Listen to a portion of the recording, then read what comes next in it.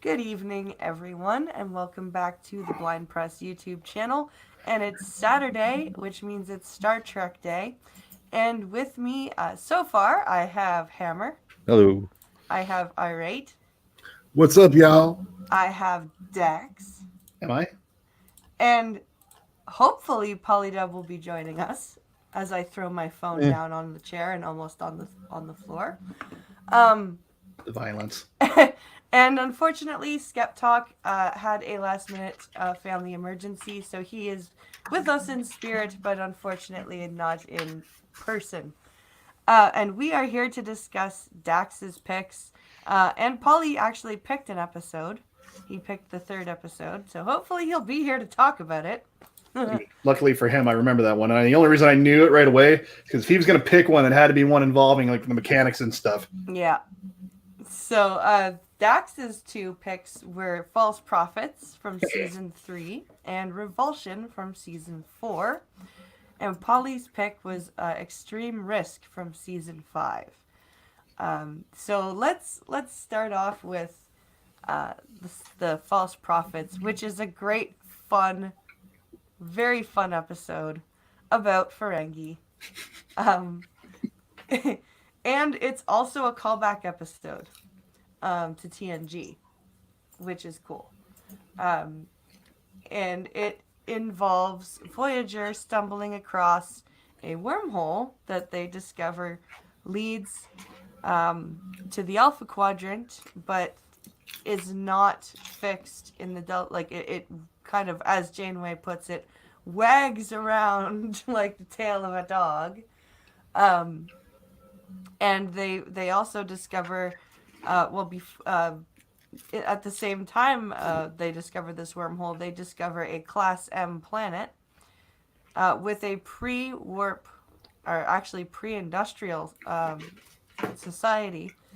They're like Bronze Age. Yeah, Bronze Age people who, for some reason, have replicator signatures on their planet. So naturally, they want to know why. And we discover that there are two Ferengi on this planet, basically making bank off of these people. And that's where we get to the callback. So, apart from it being a really fun Ferengi episode, Dax, what made you pick this episode? I like callback episodes. Yeah. I'm a sucker for callback episodes. You Yeah, put me an too. episode. Yeah, exactly, right? It's just something alluring about, oh, that was a reference to a character for one line of dialogue, and now it's a whole thing. Yep. Yeah. And I love Ferengis. Just absolutely love them. This is Sucker for Ferengis. actually the Barzan wormhole that we're talking about here. Yes. Yes, indeed. Yes. And if anybody else remembers, I mean, you guys should. I mean, you're listening to us, so you should have some interest in it. There was that whole who owns the wormhole thing back in the Next Generation, which is what connects to this. These Right. Ferengi attempted to go through it and basically claim it as their own, but then they got lost on the other side because Right. it's not a stable wormhole. And they couldn't even be bothered to listen to Geordi. Yeah, exactly. They got stuck in the Delta Quadrant because they didn't listen to Geordi. And it's like, yeah, well, fuck them, you know. and Yep. then it's like it's a great callback because this is what, about 10 years later, right? I think it said 7. It's maybe 7. Okay. 7 years, yeah. So that was really nice to. I think it was for the fans maybe too. It was, yeah. Yeah. It was definitely for the fans, and like I've seen this episode so many times that I'm like in my kitchen watching this on my phone, and they come out and they go, "Greed is eternal," and I'm just like, "Greed is eternal." That's part of the reason why I like it so much. It's just this is what happens when futuristic technology influences the road a civilization is going to take. Yeah. So good. And anyone else love at the end when you can tell that they're so sick of the sages? Because they're like the song says, lesser sage. Because they've decided they're trying to figure out how the hell they can get the Ferengi back to the Alpha Quadrant without, upturning this society and their religion. So they've, demonstrate. They start this whole demonstration with proton bursts from the ship, and trying to convince the people that Neelix is the holy pilgrim coming to take the sages back up to the sky of black. And they must go on wings of fire, apparently. And I love Neelix. What about the part of the song that says, please don't burn the holy ones? I'm sorry, holy pilgrim. That's not part of the song. I just like how Neelix had to basically like fake his way through the all the Ferengi rituals and stuff. It's like, oh, he needs to know the rule of acquisitions. Well, that was he probably had a bit of a consult with the computer before he headed down there as pretending to be the Grand Proxy. God, I would hope so. But the thing is that Ian Phillips already played a Ferengi. Mm-hmm. So he does it great. Like, he does a great job. Was it the same two actors from TNG? I think so. Pretty sure. Oh, I'm going to have to IMDb that. I'm going to mute so I can do that. What is that actor's name? The short, little, the one that talks like this. He's very southern, very Swish kind of a voice. He plays. I think it's him that plays one of them. I'll look it up and find it out. Polly, Hello. how are you? Yes, he is then. Well, no, that's not true. He was in Star Trek The Next Generation as Dr. Eridor, the guy who played... yeah, no, that's Eridor, isn't it? Yeah, that is Isn't it? Eridor. Yeah, I think it's the same actors that... I'm pretty sure it's the same two actors. Right, the TNG episode was The Price, right? The right price, yeah. Or the price, yeah. The price. Yeah, it's the same guy. Cool times. Love it. Both of them? I believe saw the so. one. I'm going to look for the next one just to be sure. And his name is Leslie Jordan. Hello. Yeah. So yeah, this is all I love the I love just how well Ian Phillips played the Grand Proxy and then they're gonna rewrite they're gonna add a rule to the rules of acquisition. When the messenger comes to appropriate your assets, Kill the messenger. kill the messenger. Like, I don't know if the guy who played Cole was the same guy. I don't want to be wrong, though. Oh, so you're late, Polly. I rushed to get here. I'm happy to be here. It was a harrowing race. I was dodging and weaving in traffic and God damn it! I gotta get home. no, well, yeah. I mean, it was more like I'm driving to get there, and then I'm looking at the time, and I'm like, oh man, I'm like 15 minutes away, and the show starts at 5. So yeah, I just got in, and yeah, It's well, all good. We're still on the first episode, so it's fine. but I did actually rewatch all 3 episodes. Yay. I didn't need to, of course, because but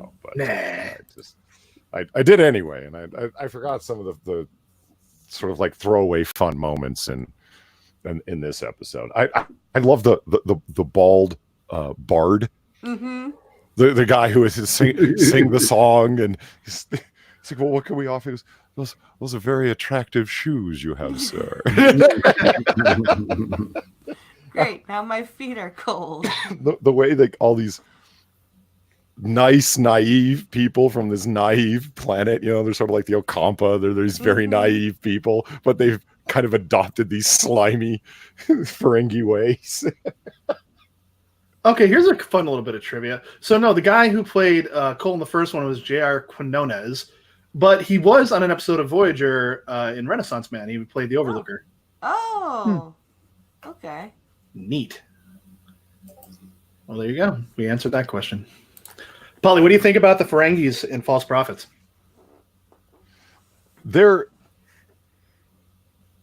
you know what the category I put this episode in, the ones that are like, it's meant, the whole episode's basically meant as comedy, if you know what I mean. Yeah. And so enjoyed as such. It's like the TOS episode, a piece of the action, where they go to the gangster planet. Like, yeah. you know, they've gone to the commerce planet. Enjoy it for what it is. You know what I mean? Living right next door to farce. It's great. I got a kick. Exploitation begins at home. Yeah, like, I mean, because it is kind of ridiculous, but fun when they hold their seance or whatever you want to call it, where they sit there and dispense advice for money. And it's like, my business is fancy with this many children and that many free workers, and your business is failing. Don't tell me you're paying them. Yeah. Well, Exploitation begins at home. What's the That was my favorite line, man. yeah. what was the name of the TOS episodes? The people, the name of the people in the TOS episode. In a piece of the action? Yeah, there was a name of the people, because Kirk says they're very bright and they'll Imitative. imitative, yeah, and pretty soon they'll be looking for a piece of our action at the end of the episode. Right. And it freezes with him in that motion of shit. What was their name? That's a good question. I don't recall. Remember now. As a side note, I've told you about the nightmare scenario that DS9 Trials and Tribulations could have gone into. Yeah. The original idea was they were going to revisit that planet, and since they were so imitative, the planet was going to be filled with Kirks and Spocks. We're just a horrible nightmare. Like, that's just like, okay, clever, but nobody wanted to see that. A whole planet of people with fake ears and doing stuttering talk with everything they say. Like, nobody wanted to see that. That was Jesus. Yeah, that would have been awful. It's funny enough that you mentioned the ears, because they were, you can't enter the temple without your ears. I do. Oh man. It is an interesting idea where they the replicator becomes their source of power. You know what I mean? And why wouldn't it be? Yeah. Got into a conversation just last night on Comic Book Curation about how Star Trek isn't communist. No. Because the Patrick Stewart in his interview with Variety magazine is like, Stewart's a full-on commie, man. That guy's his politics, or his, how do I say it, is red as the pile of bodies that fucking Marxism has left in its wake. Like he's full-on socialist commie, that guy. And it's like, well, isn't Star Trek communist? I'm like, no, it's not. It's an attempt to understand what humanity would do in a post-scarcity environment. Yeah. And largely because of replication technology. It's as soon as you can replicate everything, nothing's ever of value anymore. Commerce has to change. I love how the Ferengi, in the face of scarcity, they're still obsessed with the idea of acquisition. So we'll find something we can't replicate, and that will be the money. Yep. They're so dedicated to the idea of commerce exchange and money and finance that they find some way of making it work. That kills me. Besides, who doesn't love gold pressed platinum? Yeah. Exactly. Remember when the DS9 episode where Quark, Nog, and Rom go back to Earth and they become the 1947 Roswell aliens? Little green man episode. Yeah. I think it's so telling when Quark is talking to the general who played the space hippie in TOS. Does everyone remember him? Yeah. Someone had to point that out to me. They were like, he was in a TOS episode. I was like, where? It's like, he was, yay, brother. He was one of the space hippies singing the song. Like, oh my God, he was. Good call. That's funny. Yeah. Oh man, I didn't realize. Where that. Spot gets shot with the quills from the plant. No, that's different episode. Yeah. Okay. The quills are the one where Oh, they're it's all the serving the giant rock creature. Wikipedia snippets, right? Saying the people from a piece of the action are the No. Iotians. Iotians. That works. Iotians. Yeah, that's it. Thank you, The- Wikipedia snippet. Nice. The Yeah, the space cool- hippies that you're talking about. What episode is that? With the Oh, sorry? space hippie? Yeah. The space hippie, I went to look it up the other day and I got lost. It's not the apple. So which one is it? I was looking through my files of Didn't it have TOS. the word Eden in it? Is it Maybe. Return to Eden? Return to Eden, maybe. That sounds familiar. With Dr. Severin? He was the singer. Wasn't he the singer, Dr. Severin? No, Dr. Severin Severin was the was- leader. The hippie was the lead hippie was the singer about yay, brother. Gonna eat the fruit and throw away the peel. And then Spock and the girl start jamming. Oh, that episode was so Yeah, bad. man. Yeah, that's Spock playing electric lute. Well, so to the Ferengi thing, I find interesting that, three Ferengi caught on Earth in 1947. He's like, well, we'll sell them our technology and our ship, and we'll have the Ferengi will create an empire before the Vulcans, before the humans, before Yeah. anybody. Like right away, that's what his mind goes to. And when he's talking to the general, he says, episode "What was mean called The Way to Eden." I'm sorry, go ahead. the way to Eden?" Okay, Yeah. I wanted to that's go the- watch that again. Like a couple. That's the weeks one where the ago. guy is singing. That's the name of the episode that you're talking about. Cool. I just think of it as the Space Hippies episode, but the way to even. Yeah, no Okay. doubt. But the one with the spores was on a planet where a guy was a farmer, and he had a couple people helping him farm, and the spores hit Spock, and Spock becomes emotional, Mm. and But Kirk beats him up on the ship. That's That's that the- episode. That's a That's different this episode. side of paradise, but wasn't I Ray Prostate talking about the episode where they go down to the planet and there's the exploding rocks and the sunflower another plant episode. that shoots the 5 or 6 spines and hits Spock right in the Right chest? back. That's a different. Yeah. Yeah, the one with the spores hits him in the face. The one with the Right. spine hits him in the back. No, it Anybody hits, else no, realize he no, has they hit such- him in the chest. Them in the chest. Yeah. Is he anti-plant or something like? Do the Vulcans have an affinity for something- deadly plants? There's something about him getting hit in the back because, or maybe that's yet another episode because McCoy says that must smart, and Spock says, "Doc, you have no idea," or But something like that. it happens because the plants kind of like turn and aim and then fire, Yeah. and Spock sees it turning and aiming at Kirk and pushes Kirk out of the way and ends up Right. taking the spines in the chest. Oh, And then gotcha. Spock says, or Kirk says to Spock, next time just shout, I can step out of the way as fast as the next man. He burns his ass. Yeah, just after he nearly got himself killed for you. No Nicely shit. done. No thank you or anything. Just But, so sorry, you had, Quark's question to the general is, well, because, we'll figure out some means of currency. What do you use? Latinum, whatever. And he goes, dollars. Never heard of it. And he goes, gold. Gold works. So again, it's like, but it's already been established in DS9. They find no value in gold because gold can be replicated. It's a useless metal that they cover liquid latinum in, right? yes. But in this environment where that's the only currency available, all of a sudden, gold's good. Like Yep. it's weird. They just need some kind of currency. The Ferengi. It doesn't. We'd rather do business with you Australians, Americans, whatever.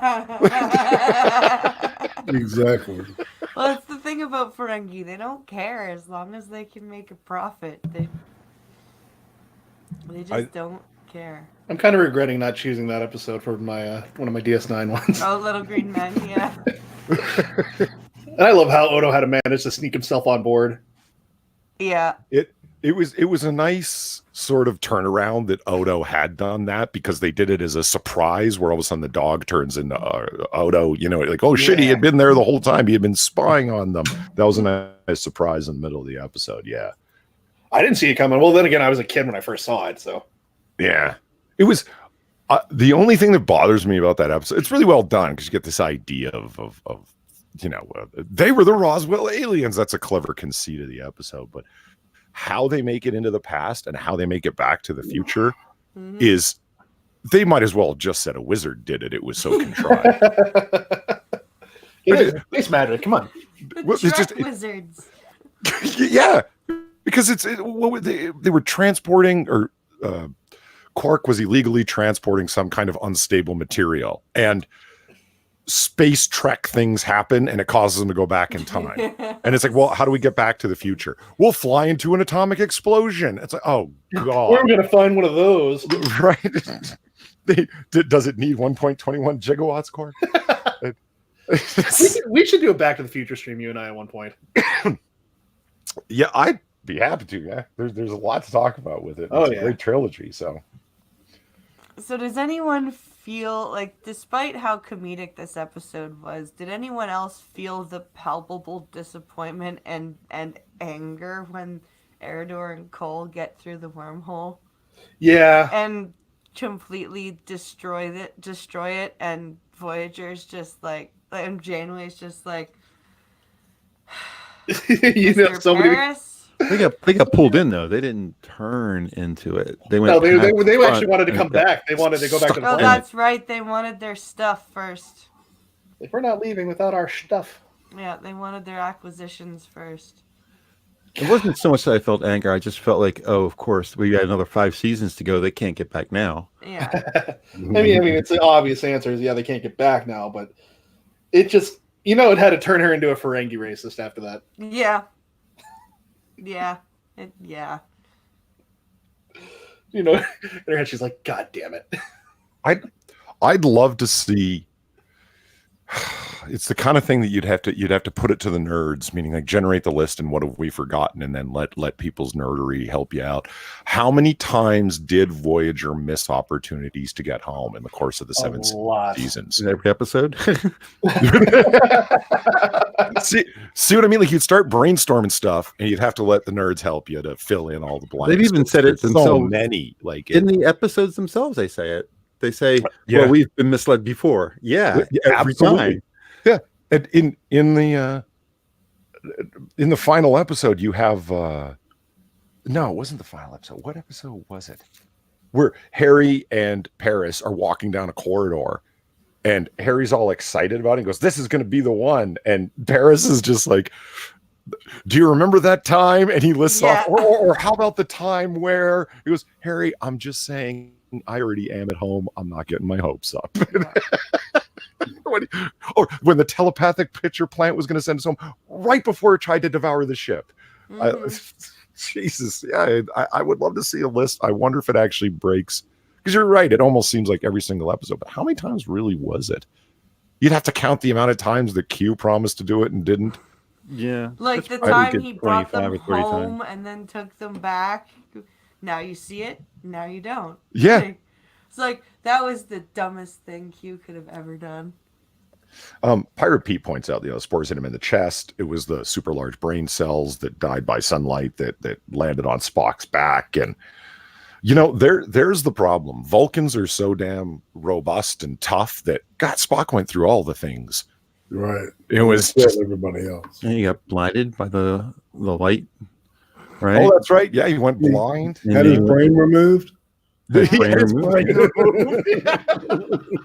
Yeah, he did. Yeah, he I remember when I was a kid and I saw that, it fucking freaked me out. It's like, holy shit, they took his brain out. What was that? I couldn't. There's a couple of episodes that I won't let the boys watch yet of like, in every series there's a couple of episodes, and in TNG it's the brain slugs. I won't let them watch that episode yet. the brain slugs. Conspiracy. Oh yeah. I won't let them watch that episode yet. I'm still not getting it. The one with the things. Remember when Riker was sitting at the table with all the people and they were eating like worms and shit? And they and the little things sticking out of their neck. head. Yeah. They blew Remick up with phasers at the end of the episode with the it mother was creature. symbiote. That was Parasites. pretty bad. Yeah. It's just the whole tenor of the episode is creepy as hell. They do a good job making it. Man, I totally forgot about that It fucking doesn't episode. like your science officer. It It is. does like you.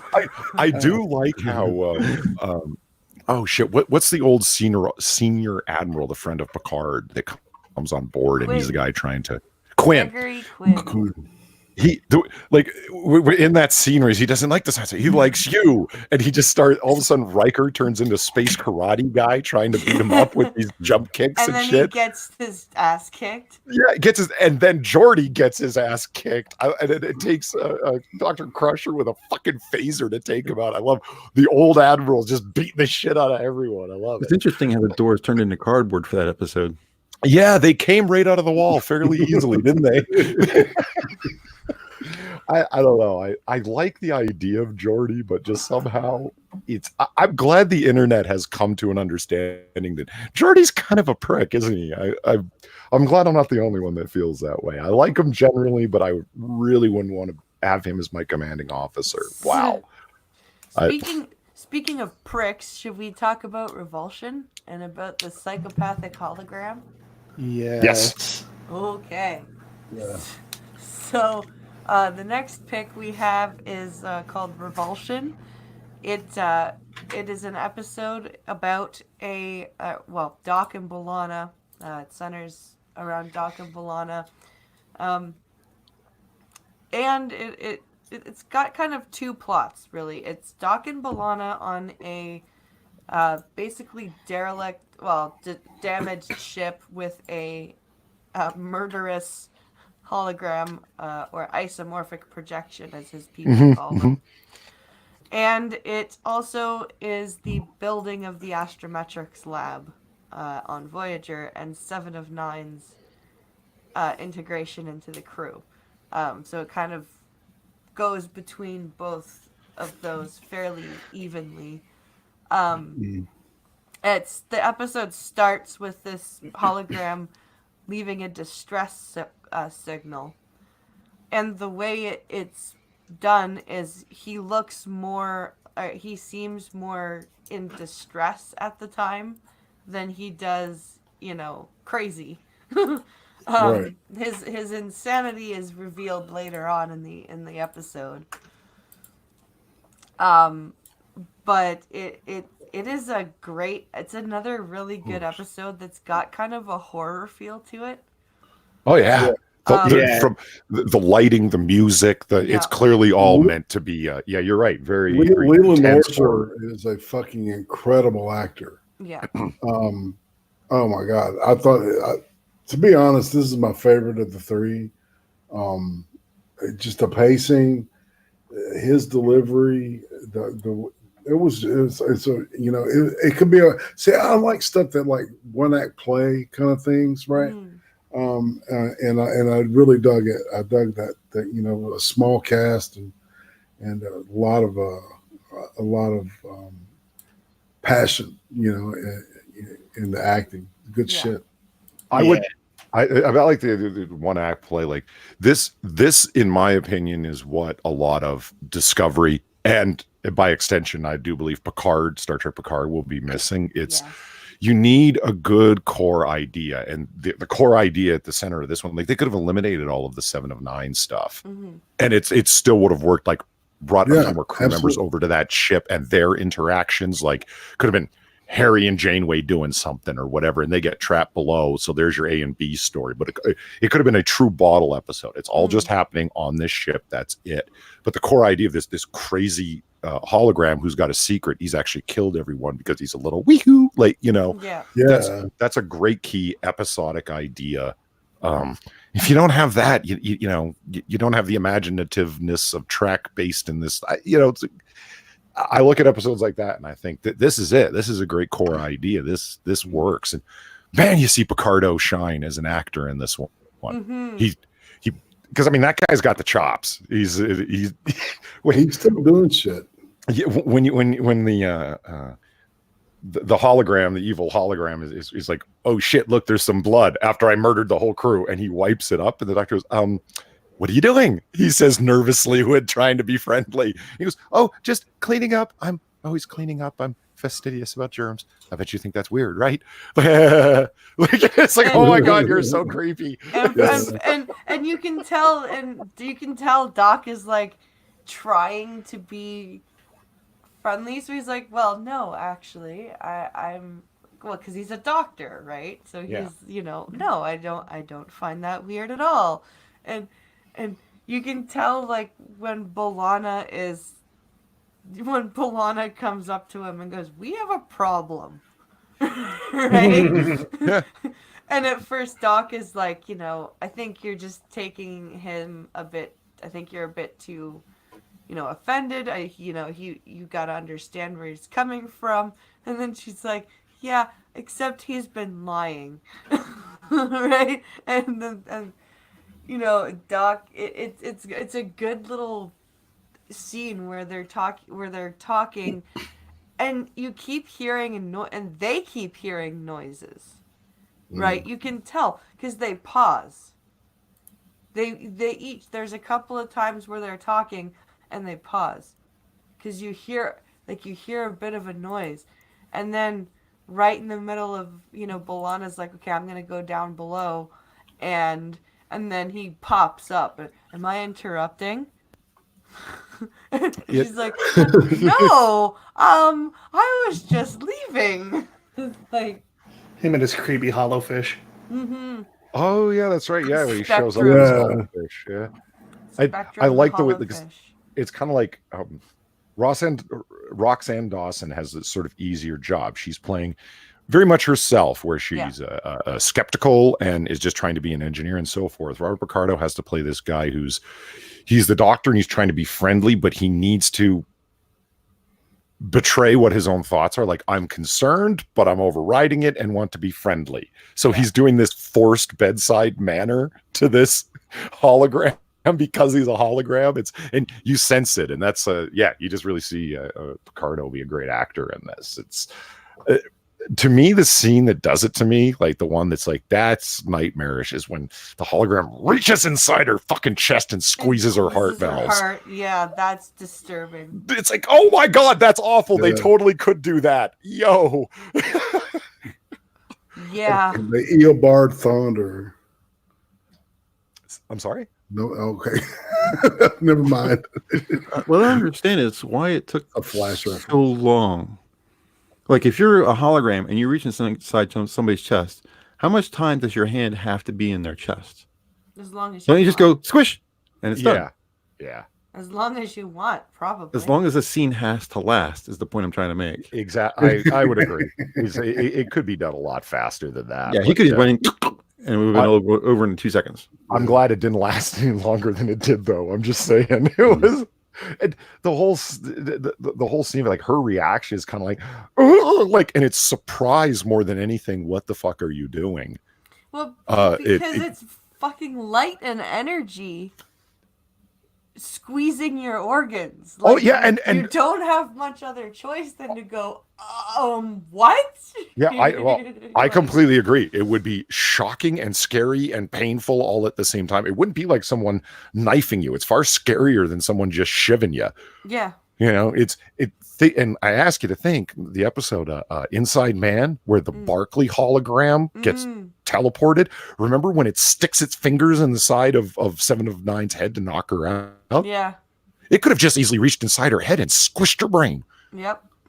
It didn't need to just like make her pass out. It could have just said, squish. Well, you're okay. I think we need some common sense hologram reform. Like, this is we need to start regulating these things. The laws of holographics, right? Like the laws of robotics. And this comes back to the same idea again. It's wait a minute, these things have ethical subroutines that can be turned off at any time. No. That turns them into frightening infantrymen if they're going against organic beings. They could just run right through them and crush their entire bone structure or something like it. This is, fright. Which, when I was watching this episode, it made me think, wait a minute, why don't they transport entire holographic armies to fight their battles for them? Mm-hmm. Right. Well, and there's even, like, in the episode Message in a Bottle, where they teleport Doc to the Prometheus. And the Romulans are like, so, Starfleet has started using holographic operatives. I never would have I never would have thought it, I never would have thought they would do that, and it's like, Why don't they do that? Which episode was that from? With Message in a Bottle with Andy Dick. Yeah, the Andy Dick episode. The Andy Dick, yeah. Oh, okay, right. They're using hologram. Yeah, okay. The Romulans saying that. I remember now. That is one of my favorite ship designs, by the way. Why? Because it breaks into 4 parts. No, Well, first off, it three. looks like a Sendo class, Three. and it breaks into 4 parts or 3 parts. Three. Yeah, yes. Nice. What was the name of it when the computer goes Multi-vector assault mode. multi-vector assault mode? Come on, guys. You're just jelly because you didn't come up with the name yourself. I'll say this: the one and only time I thoroughly enjoyed a performance of Andy Dick. Yeah, that's what I was saying too. It's like, I hate it. What does that mean? The Prometheus is the second fastest starship in the fleet. Second fastest. Yep. The only thing faster is the Delta Flyer. Yeah. Huh? Yeah. Yep, Delta Flyer went warp 10. It's the fastest thing that's ever happened in Star Trek. And the Prometheus has slipstream drive, so it's number 2. Sweet. Not to say that they didn't go through transwarp with Voyager and all that kind of stuff, but it was a one-shot deal. Yeah. They lost it. So there. So there. Yeah, So interesting facts. There were a couple of comedic parts of Revulsion too, that I liked. Which we have the promotion of Tuvok, Live long and prosper. and they're telling stories. Yes, that's a great story too. I Yeah. forgot. Yeah.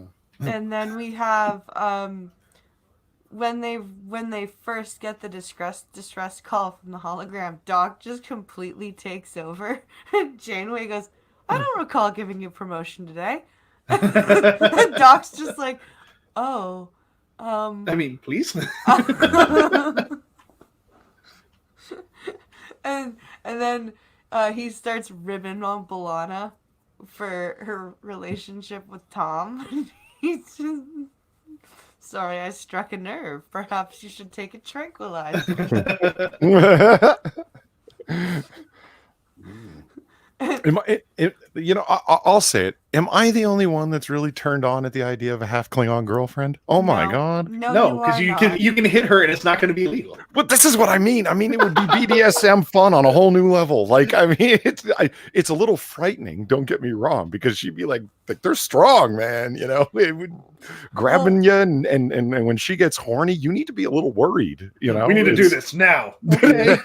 Well, there's an episode where Seven is, I think it's Someone to Watch Over Me, where she's looking at mating, the mating rituals, and B'Elanna catches her and finds out that she's been researching her in Paris, and 300 hours, sexual relations resume. How the hell do you know when we're having sexual?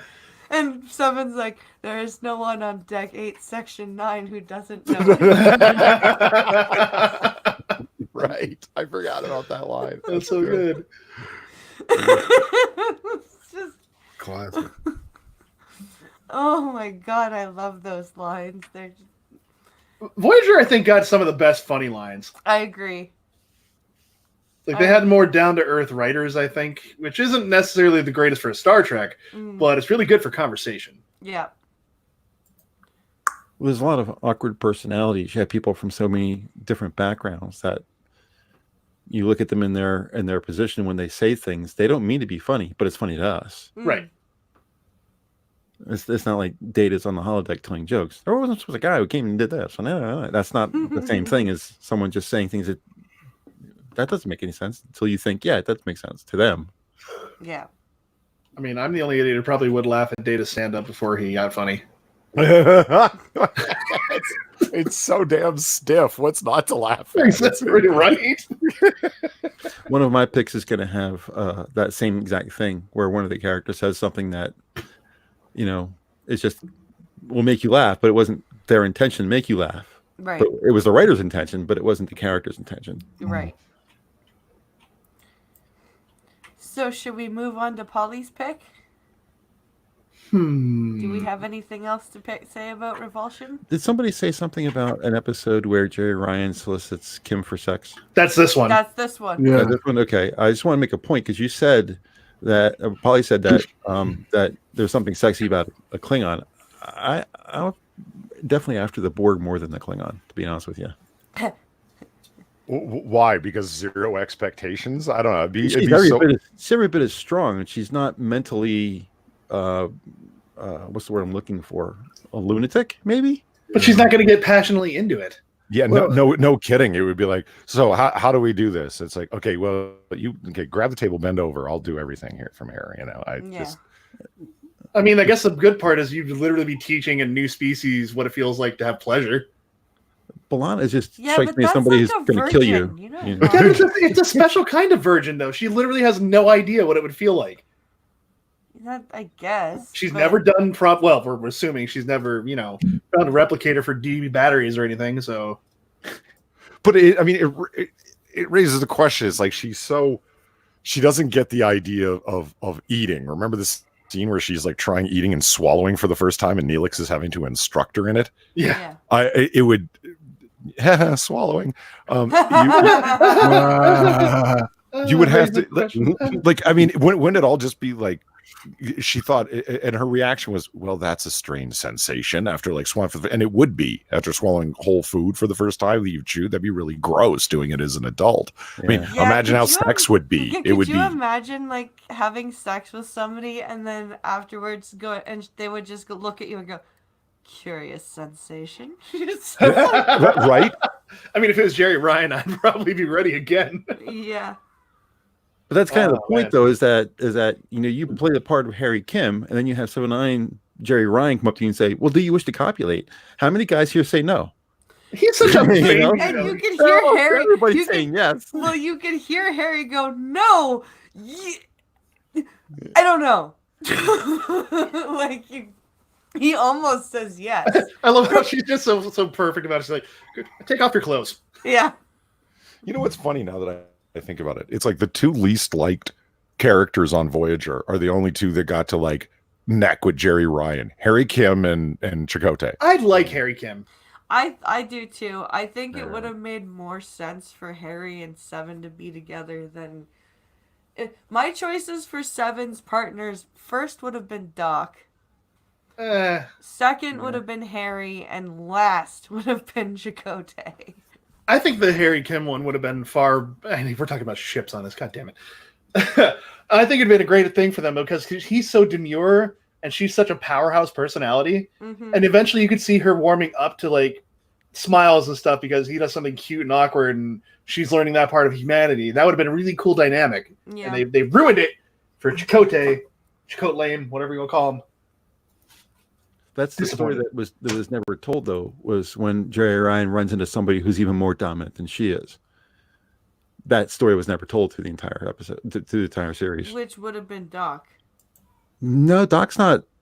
He's not dominant. He's pretty dominant. He's not a Chad. I thought that was supposed to be, in my mind, that was exactly why she felt for Chakotay, because he was a dominant, commanding figure. It's just they never played Chakotay up like that. Like really, who he is as the Maquis guy, very alpha male type character. He would have been a lot more dominant of a guy and a lot more commanding of a presence. Yeah. They just didn't write him like that. That's what's going to be my line. Is that they intended it, but they never wrote him that way. They didn't write any of the guys like that. None of the guys are dominant guys. Harry certainly is. Tom's kind of at the beginning, and then they mellow him out. Well, he's kind of a wild child, but he's not. They play him as Han Solo Flyboy. Yeah, and it kind of works. Like he's they give him a brain though too. He's not stupid. Eventually, yeah. Tom is not stupid. The only character, and not a regular character, the only character I ever saw on the show that I thought was a dominant character was the future Borg guy. The guy who was built off of One. It was the name of the episode, where he was built off of Doc's mobile emitter. Yeah. That guy, who was a better Borg than she was the only character in the show, and not a regular character, only character in the show who I thought, that guy makes decisions. That guy's going to do what he's going to do, and everyone else has got to bend to his will. Yeah. I wish to learn about them now. Yeah.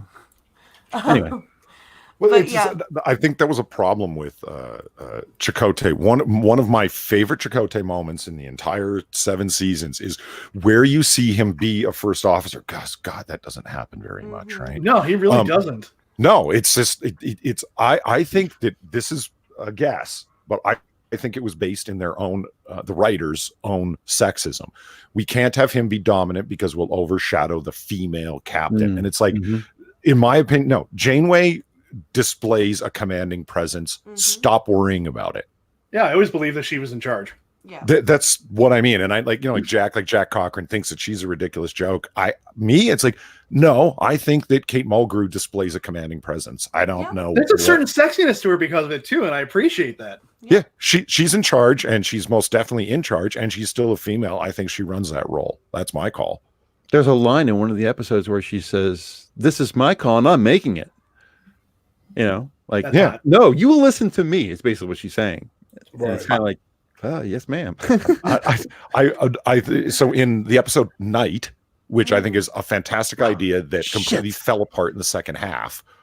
I love. I've got a real big soft spot for that episode because the original core idea where they're stuck in that expanse of nothing, right? And what do when they got nothing to do? That was a very interesting idea. They all start just pursuing Don't hobbies worry, sir. It's just a little power. Just right. And I love Harry's the only guy on the bridge working on his clarinet composure called "Ode to Nothingness." yeah. We need to get off this episode because it's going to be one of my picks. So I don't want to get into it. Oh yeah, okay. Fair enough. I'll just say I love the interaction between him and Tuvok, as short as it is, when he comes on the bridge and Harry's playing his clarinet. But the moment when they're in the staff room having a staff meeting, and you hear Chakotay being a commanding presence, Yeah. where it's like, where is the captain? It's her He just seemed prerogative. angry to me, though. Yeah, and I loved it. He snapped. He had it was an angry moment. It was him on a sort of like losing his command composure. And he says to him, "She'll come to the bridge whenever the hell she wants. Got it?" Yeah. And it's like, oh wow, Chakotay's like the warrior poet he's supposed to be written as, but never actually is written as. He's this guy who's into spiritualism and being a warrior. And they always write him as kind of like this little beta for the captain. And it's and to be honest, I never thought Beltran was that great of an actor. But So it is shall what it is. Shall we move on to Extreme Risk? Because Yes. I think Chakotay was actually a good first officer in this episode too. Yeah, And Janeway was a good captain in this episode. yes. So this episode is about two things. It is about B'Elanna dealing with learning of the massacre of the Maquis. And it is also about the construction of the coolest goddamn ship besides the Defiant in the Federation, and that is the Delta Flyer. Because let's face it, the Delta Flyer is freaking awesome. And so this was Polly's pick, damn right. and it's a good one. Obviously. It is all about space race. It is total Trek. It is drama. It is technology. It is you got a bit of a space battle, and some suspense. It's awesome. It's a great epised all around. It could have been better, and the only reason it could have been better if Tuvok had shut his mouth and let them put the tail fins on. Yeah, those tail fins looked great. They really did. They made it look like a lot like a shuttlecraft at first. I mean, it grew on me, obviously, but I was like, man, that looks really sweet. And they took it from me. This is not a hot rod. That's exactly what it is. It's exactly what it is. It is a 24th century hot rod. Yeah, exactly. The problem I always had with the Delta Flyer is sometimes it seemed like it was really small, and other times it seemed like it was really big. Right. It seemed like a shuttlecraft, but then you walk out of the back of it, and there's a whole lower deck to it. Now it's 2 decks high. Wait a minute. Yeah. It's I have found myself doing that at times too, where I kind of have to focus in on, because when someone's sitting in the It's like they knocked off the Doctor Who phone booth for the Delta. Yeah. I was. We totally need a TARDIS in Star Trek. Let's go. Why is somebody suddenly yelling at their microphone from way That across was the room? Collar. That's Been Collar. collar. I was like, what is someone saying? Oh, a TARDIS. Okay. When someone's sitting in the ops chair or the navigator seat, you see the shape of the window with the weird whatever. And then when you're looking at it from the outside of the ship when it's in space, you're looking for that cockpit window because it's actually off to the left of the front. To just like Hammer says, to try and give you some sense of proportion, because you sometimes think it's like the size of a runabout. No, it's a lot larger than a runabout. There's like a whole there's 2 back rooms and another deck, and then there's the place where they can the other separate room where they can suit up in their EV suits, and There's like a cabin, there's a sleeping area. yeah, Well, it's the Delta Flyer. I originally thought it was the size of a shuttlecraft, not even a runabout, because runabouts are twice or 3 times, depending which size of the runabout of shuttlecraft you're talking about. A runabout is significantly bigger than a shuttlecraft. Yeah. And I felt that the Delta Flyer was basically a shuttlecraft, but it's not only bigger than a shuttlecraft, it's bigger than a runabout as well. Yeah, it's very confusing. It is. It's very confusing. Not to say it's not cool, but it's confusing. why I picked this episode is because, like, I mean, it's like We know why you picked the episode. You just like the Trek engineering stuff. no, actually, no, it's the B'Elanna Torres story. Actually, Yeah. I call It- bullshit. no, it's because it's like the A and B story. Like, which one's the B story? I'm not even really sure because Right. the episode begins with B'Elanna's story. Mhm. And it because it gets kind of less screen time, I think that's supposed to be the B story, but that's the thing that emotionally resonates with me. It's B'Elanna into self-harm to the point of, like, she's got a death wish. It's like suicide. And the interaction that Chakotay has with her, where he physically grabs her and drags her onto the holodeck, like, oh shit's getting deep. They don't deal with a lot of severe mental health stuff in Star Trek. There's the TNG episode about suicide, but this one strikes a better chord. Like I really dug it. It added layers and stuff to B'Elanna, and she's hiding this whole self-harm thing. And the interaction between her and Janeway, where she's like, I'm taking off the you're no longer involved in the Delta Flyer stuff. Yeah. She goes, good. And Janeway's like, now I know something's wrong. Like, it just the whole, she's healing herself so she can go back and self-harm again. Oh man, it was deep. It was really well written. I liked it. It Voyager takes some cool risks like that. Like they had a freaking serial killer. I mean, come on. Yeah. Right. I like how it ends with she's not healed. It's not a 43-minute Pinkala heal. Like, wants to say one thing. What's Shut up, that? Piccolo. Just to add on to what Polly said, he's right though. They don't cover the suicide part of mental health. It seems they cover the addiction side more Yeah. Right. in Yeah. this universe than they do like a suicide or a self-harm kind of a thing. No, that's an excellent point. The holodeck Yes, he's right. Issues, look at anything having to do with just constant. The gaming episode in TNG, for Yeah. instance. The games, Right. the holo Addiction, addiction. right, yeah. Just adding to that. Sorry, Polly. no. You're right, because it fits with Roddenberry's, vision that people don't battle amongst each other, but they're still human and they still have human problems. So Yeah. what problems persist past the lack of scarcity and the fact that we're not all bickering with each other over race and tribalism? What is still human that persists? Oh, there would be mental illness. There would be yeah. self-harm. There would be guilt and self-recrimination and all of the things, and keeping it from everybody else because mental illness so often happens in secret, and the shame of that and stuff. And it all And- plays out in this episode really And well. look at how B'Elanna is already prides herself on being a strong person. So Yeah. to her, that's weakness. So she's not gonna admit that she's scared and that she does, and that she's honestly just afraid of losing her family again. And Deck Train says, emo B'Elanna. Yeah, she is kind of. She's a torrent of uncontrolled emotion. Absolutely. Yeah. With all of her Klingon problems and the past problems that she has with her father and her identity problems between being Klingon and being human. Yeah, she would be all full of issues, wouldn't she? And they play it out like this. Her the only family she's ever known, the Maquis, they're all fucking dead, and she's got survivor guilt in a huge way. Yeah. That's great. Like not great, but you know what I mean. It strikes you as realistic. I love that scene where it's we've got this microfracture problem in the hull. And you see her get like this ding. Well, where are you going? To the holodeck to check out this microfracture problem. More like she figured out a way to go harm herself again by turning the safeties off. And that was another great scene between Tom and B'Elanna, where Tom is just legit the concerned boyfriend. Yeah. And he's like, dude, what's the matter? Yeah. And she's like, I'm doing my job, aren't I? And he's like, B'Elanna, I'm not your boss. I don't care about how many hours you're putting in.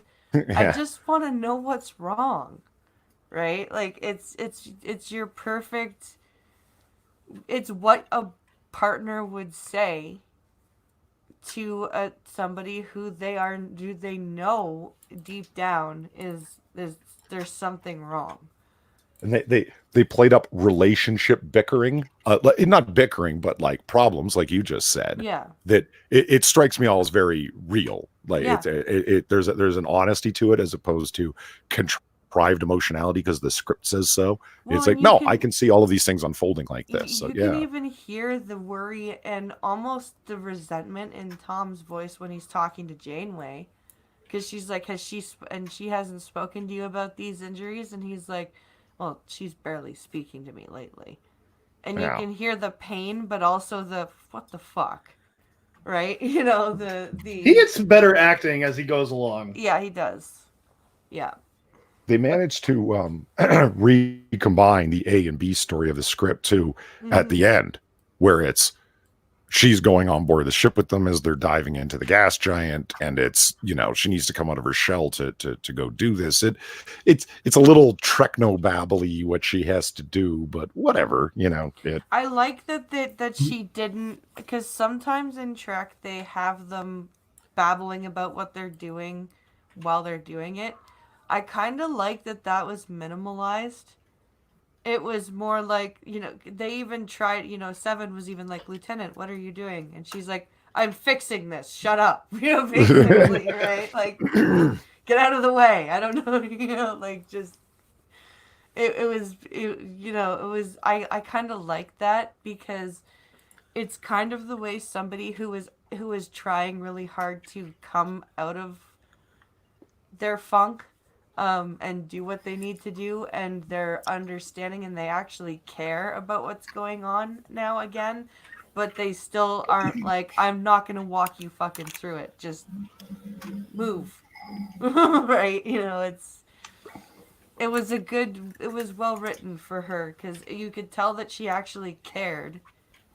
You know what, this kind of sheds light on the fact that I don't think Chakotay, he didn't seem to care as much that the Maquis were like gone. And you figured that was his like one defining feature. It's like, Maquis, well, we're doing this like this, and the Maquis did this, and that's his repeating points for the first couple of seasons. It's like Maquis this, Maquis that.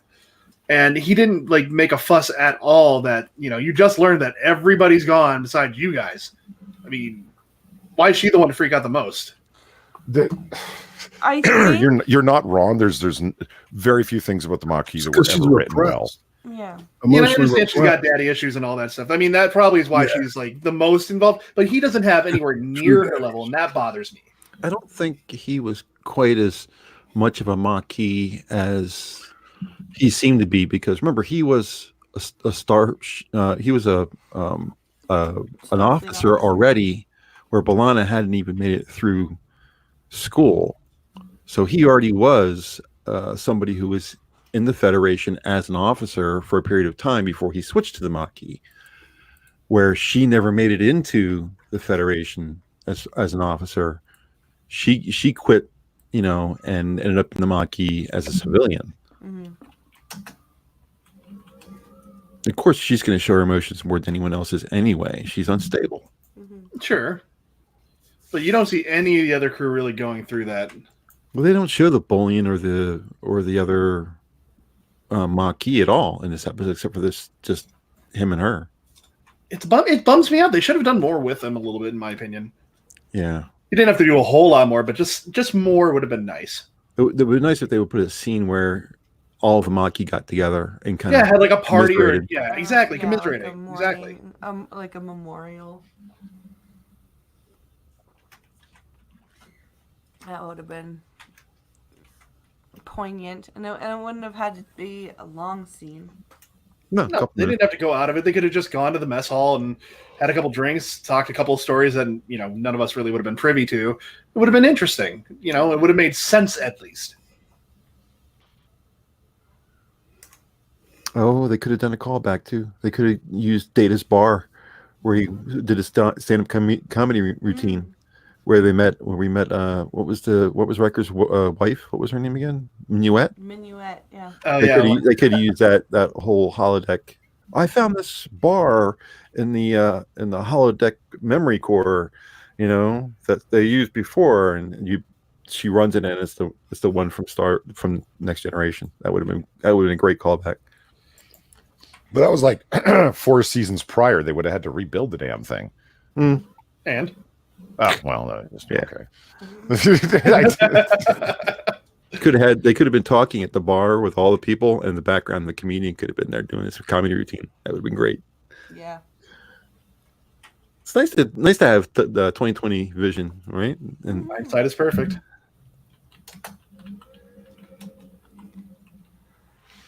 I would say, well, people writing these shows, I honestly think when they're continuations of series or something, just a brief pointing the finger at like Star Wars, you need to involve the fans in your writing, or just because you have what you think is an amazing idea does not mean that we're going to jump on it and go, this is the best thing ever.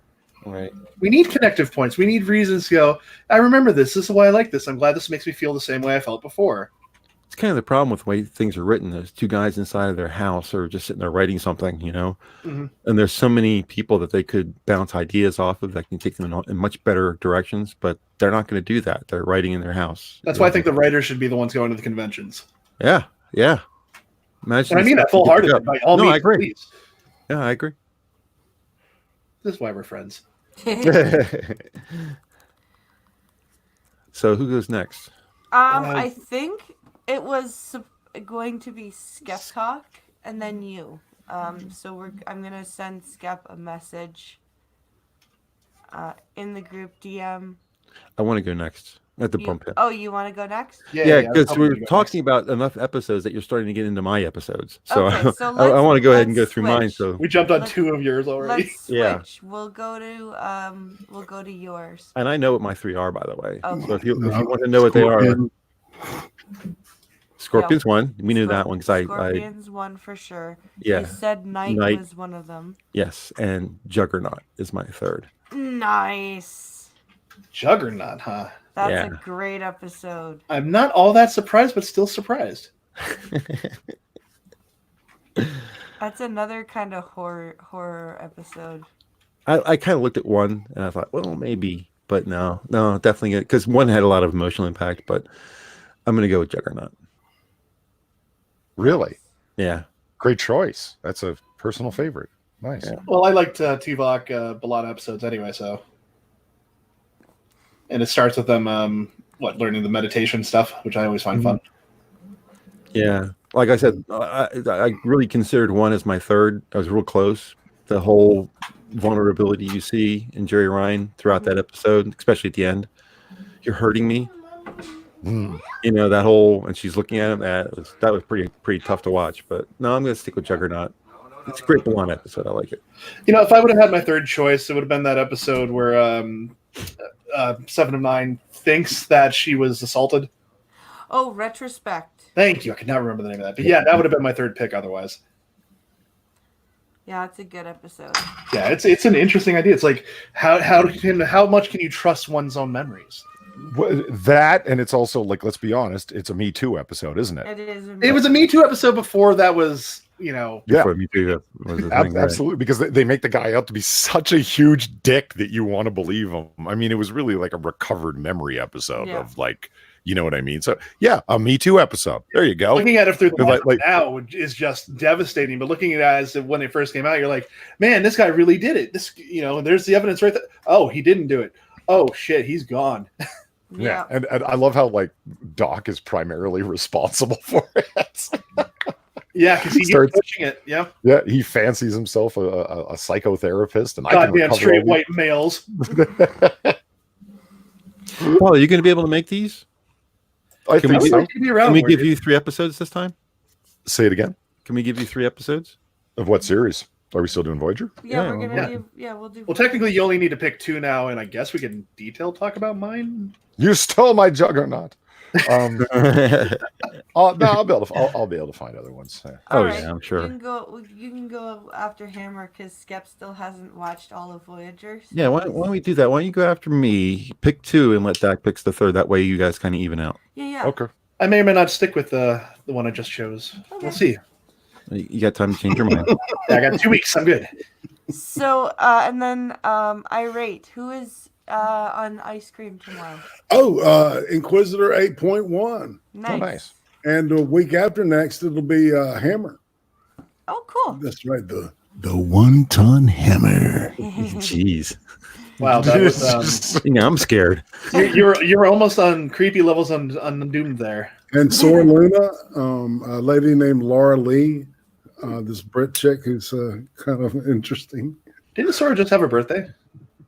Sora's birthday was on Thursday. Oh, wow. She is one of my favorite Canadians, Sora Luna. Dang. And then tonight, I am going to be guesting on the Lords of the Night. So Yay. You're gonna be on LOTN. Wow. I am. Is that a You were first on read? Monkey in the morning, weren't No, you? I've been on Monkey in the Morning a few times. I've been on Lords of the Night twice before, but a while ago. And Monkey felt bad yesterday because he was awake, and I sent him the link yesterday, but he was playing games with Sinatra and Satsu. Sin ruins everything. And he's like, "I'm sorry, I missed this." I'm like, "It's okay." So I'm coming on Lords as a. Guilty monkey is best monkey.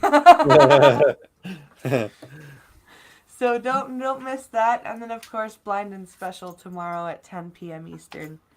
So that's always fun. I want to thank my panel for hanging out and talking with me, and everybody for watching. We hope you enjoyed it.